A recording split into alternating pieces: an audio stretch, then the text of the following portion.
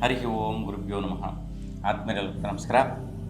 ಆತ್ಮೀಯರೇ, ನಾವೀಗ ಗುರುಬಲ, ಗುರು ಬದಲಾವಣೆಯ ಫಲ ಏನು, ಈ ಗುರುಬಲ, ಗುರು ಬದಲಾವಣೆಯ ಫಲ ಅನ್ನುವಂತಹದ್ದು ಪ್ರತಿಯೊಬ್ಬರೂ ಸಹ ಪ್ರತಿ ವರ್ಷ ಆಲೋಚನೆ ಮಾಡುವಂತಹದ್ದು, ಆ ವಿಚಾರದಲ್ಲಿ ತಿಳ್ಕೊಳ್ಳುವಂತಹದ್ದು ತುಂಬ ಗಮ್ಯವಾಗಿರುತ್ತೆ.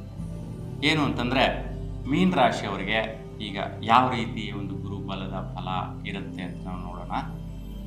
ನೋಡಿ, ಗುರುಬಲ ಅನ್ನುವಂತಹದ್ದು ವರ್ಷಕ್ಕೊಂದು ಬಾರಿ ಗುರುಗ್ರಹ ಒಂದು ರಾಶಿಯಿಂದ ಮತ್ತೊಂದು ರಾಶಿಗೆ ಸಂಚಾರ ಮಾಡ್ತಾ ಇರ್ತಾನೆ. ಹಾಗಾಗಿ ಪ್ರತಿಯೊಂದು ರಾಶಿಯಲ್ಲೂ ಸಹ 9 ಪಾದಗಳಲ್ಲಿ, ಅಂದರೆ 3 ಗ್ರಹಗಳು 9 ಪಾದಗಳಲ್ಲಿ ಒಂದು ಸಂಚಾರ ಮಾಡುವಂತಹ ಸ್ಥಿತಿ. ಅಂದರೆ ಗುರು ಈಗ ಮಿಥುನ ರಾಶಿ ಪ್ರವೇಶ ಮಾಡ್ತಾನೆ. ಮಿಥುನ ರಾಶಿಯಲ್ಲಿ ವೃಕ್ಷರ ನಕ್ಷತ್ರ, ಆರಿದ್ರ ನಕ್ಷತ್ರ, ಪುನರ್ವಸು ನಕ್ಷತ್ರ, ಈ 3 ನಕ್ಷತ್ರದ ಕೆಳಗಡೆ ಗುರು ಸಂಚಾರ ಮಾಡುವಂತಹ ಸ್ಥಿತಿಯಿಂದ ಮೀನ ರಾಶಿಯವರಿಗೆ, ಮಿಥುನ ರಾಶಿಯಲ್ಲಿರ್ತಕ್ಕಂಥ ಗುರುವಿನಿಂದ ಏನೆಲ್ಲ ಆಗುತ್ತೆ ಅನ್ನುವಂತಹದನ್ನು ನೋಡೋಣ. ನೋಡಿ, ನಿಮ್ಮ ರಾಶಿಯಿಂದ ಗುರು ಚತುರ್ಥ ಭಾಗದಲ್ಲಿ ಸಂಚಾರ ಮಾಡ್ತಾನೆ.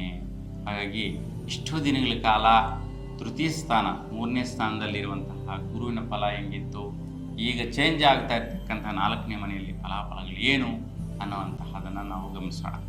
ನೋಡಿ, ಇಷ್ಟು ದಿನ ನಿಮ್ಮ ವೈಯಕ್ತಿಕವಾದಂತಹ ಅಭಿಪ್ರಾಯಗಳು, ಪ್ರಯತ್ನಗಳು ಮತ್ತು ವೃತ್ತಿಯಲ್ಲಿ ಬದಲಾವಣೆ ಪ್ರಯತ್ನಗಳು ಇವೆಲ್ಲವೂ ಕೂಡ ಮಾಡ್ತಾ ಇದ್ರಿ. ಸಾಧನೆ ಸಾಧಿಸ್ತಾ ಇದ್ರಿ.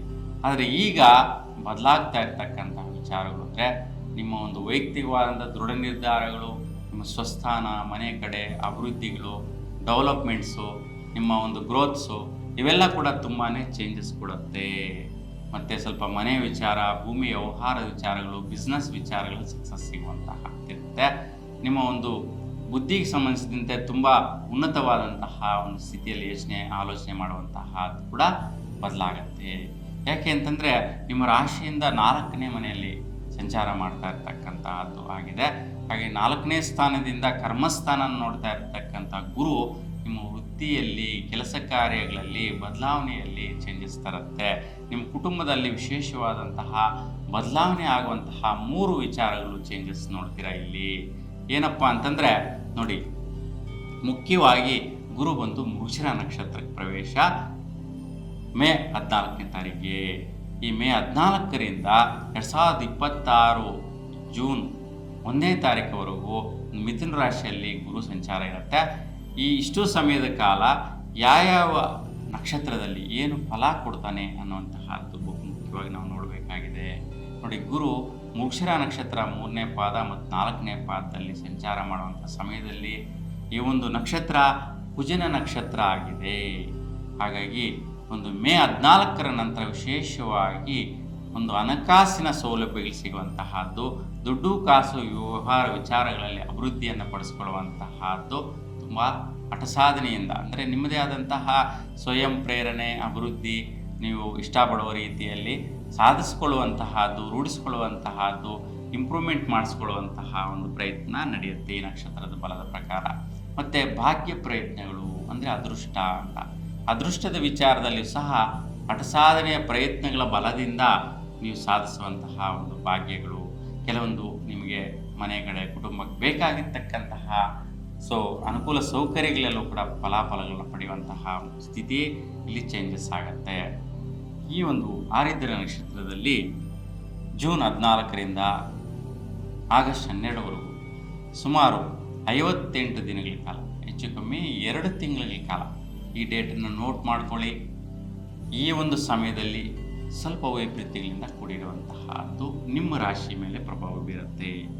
ಯಾವ ವಿಚಾರನಪ್ಪ ಅಂತಂತಂದರೆ ನೋಡಿ, ರಾಹು ಪ್ರಭಾವ ನಿಮ್ಮ ರಾಶಿಯಿಂದ ವ್ಯಯ ಸ್ಥಾನದಲ್ಲಿರುವಂತಹದ್ದು. ಹಾಗಾಗಿ ಅನವಶ್ಯಕವಾದ ಖರ್ಚುಗಳು ಬರುತ್ತೆ, ವ್ಯಯಗಳು ಬರುತ್ತೆ, ಸ್ವಲ್ಪ ವೈಪರೀತ್ಯಗಳಿಂದ ಕೂಡಿರುತ್ತೆ.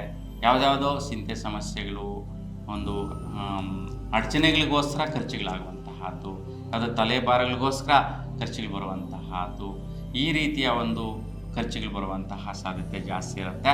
ಸ್ವಲ್ಪ ನಿಮ್ಮ ಒಂದು ಸುಖ, ನೆಮ್ಮದಿ, ವೈಪರೀತ್ಯ, ಆರೋಗ್ಯ ಸ್ಥಿತಿಯಲ್ಲಿ ಸ್ವಲ್ಪ ತಲೆನೋವು, ತಲೆಭಾರ ಬರುವಂತಹದ್ದು, ಮೆಂಟಲ್ ಸ್ಟ್ರೆಸ್ ಆಗುವಂತಹದ್ದು, ಮಾನಸಿಕ ಒತ್ತಡ ಉಂಟಾಗುವಂತಹದ್ದು, ಮತ್ತು ಬಾಡಿ ಹೀಟ್ ಆಗುವಂತಹದ್ದು, ಈ ರೀತಿಯ ಒಂದು ವೈಪರೀತ್ಯಗಳು ಬರುತ್ತೆ. ENT ರಿಲೇಟೆಡ್ ಸಮಸ್ಯೆಗಳು ಬರುವಂತಹದ್ದಾಗಿರುತ್ತೆ. ಆರೋಗ್ಯದ ಕಡೆನೂ ಗಮನ ಕೊಡಬೇಕು, ಆರೋಗ್ಯದಿಂದ ಖರ್ಚುಗಳ ವಿಚಾರದಲ್ಲಿ ಕೂಡ ಗಮನ ಕೊಡಬೇಕಾಗಿರುತ್ತೆ ಈ ಒಂದು 2 ತಿಂಗಳ ಕಾಲ. ಹಾಗೆ ಈ ಸಮಯದಲ್ಲಿ ನೀವು ತುಂಬ ಜಾಗೃತಿಯಿಂದ ಇರಬೇಕು.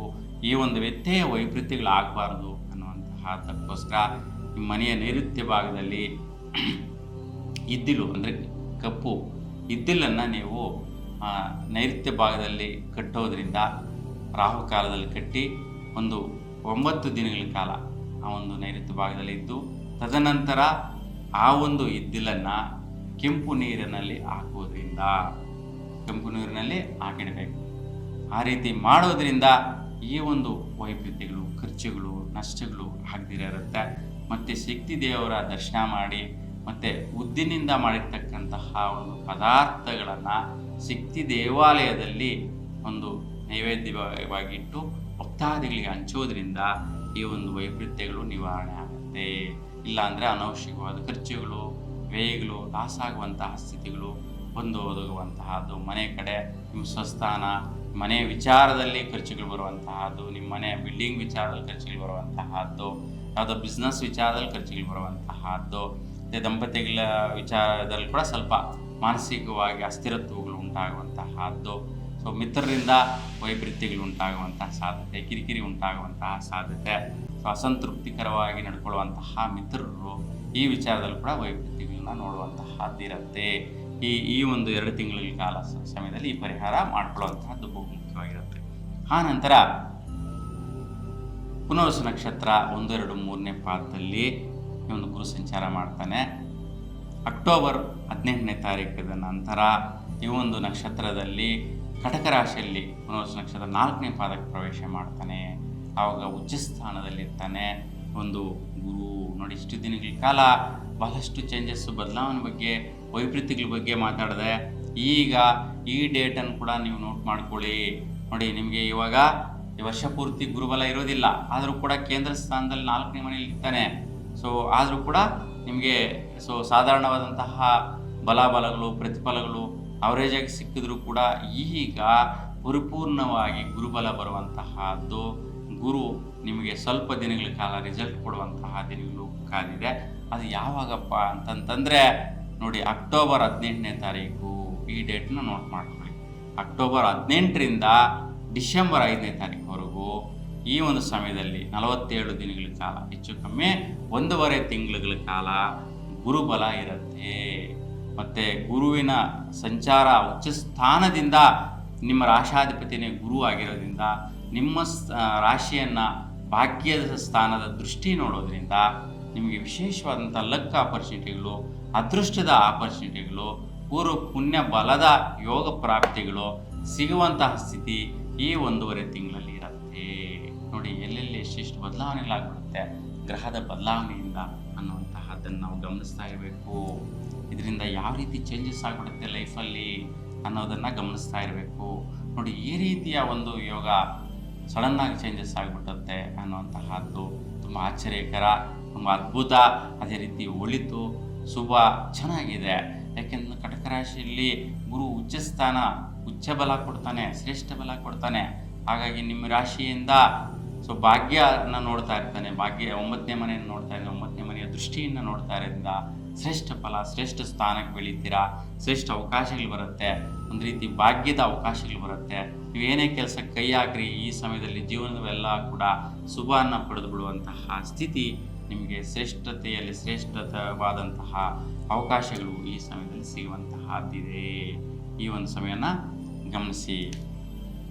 ಇನ್ನು ಡಿಸೆಂಬರ್ 5ನ ನಂತರ 2026 ಜೂನ್ 1ನೇ ತಾರೀಕುವರೆಗೂ ಯಥಾಸ್ಥಿತಿ ಗುರು ವಕ್ರಸ್ಥಿತಿಯಲ್ಲಿ ಮಿಥುನ ರಾಶಿಯಲ್ಲಿರುವಂತಹ ಪುನರ್ವಸು ನಕ್ಷತ್ರ 3ನೇ ಪಾದ, 2, 1ನೇ ಪಾದದಲ್ಲಿ ಸಂಚಾರ ಮಾಡ್ತಾ ಸ್ಥಿರವಾಗಿರ್ತಾನೆ. ಮತ್ತು ಮುಂದಿನ ರಾಶಿ ಕಟಕ ರಾಶಿಗೆ ಮತ್ತೊಮ್ಮೆ ಹೊರಡುವಂತಹ ಪ್ರಯತ್ನ ಮಾಡುವಂತಹ ಗುರು ಈ ಒಂದು ನಕ್ಷತ್ರದಲ್ಲಿ ಯಥಾಸ್ಥಿತಿ ಪ್ರತಿಫಲಗಳನ್ನ ಕೊಡುವಂತಹದ್ದಿರುತ್ತೆ. ಒಟ್ಟಾರೆಯಾಗಿ ಗುರುವಿನ ಫಲಾಫಲ ನಿಮಗೆ ಒಂದು ಶ್ರೇಷ್ಠವಾದಂತಹ ಫಲ ಅಂತಂತಂದರೆ ನಿಮಗೆ ಒಂದು 60 ಭಾಗ ಶ್ರೇಷ್ಠ ಫಲಗಳು ಕೊಡ್ತಾನೆ, 40 ಭಾಗ ಸ್ವಲ್ಪ ವೈಪರೀತ್ಯಗಳಿಂದ ಕೂಡಿರುತ್ತೆ. ಹಾಗಾಗಿ ನಾನು ಹೇಳಿರುವಂಥ ಪರಿಹಾರ ಮಾಡಿದ್ರೆ ಅಂತೂ ನೀವು 100ಕ್ಕೆ 90 ಭಾಗ ಗುರುವಿನ ಫಲನ ಪಡೆಯುವಂತಹದ್ದಿರುತ್ತೆ. ನಿಮ್ಮೆಲ್ಲರೂ ಕೂಡ ಗುರುಗ್ರಹದ ಫಲ ಸಿಕ್ಕಲಿ ಅಂತ, ನಿಮ್ಮ ಇಷ್ಟದೇವರ ಅನುಗ್ರಹ ಸಿಕ್ಕಲಿ ಅಂತ ಪ್ರಾರ್ಥಿಸ್ತಾ ಎಲ್ಲರೂ ಕೂಡ ಶುಭವಾಗಲಿ. ನಮಸ್ಕಾರ.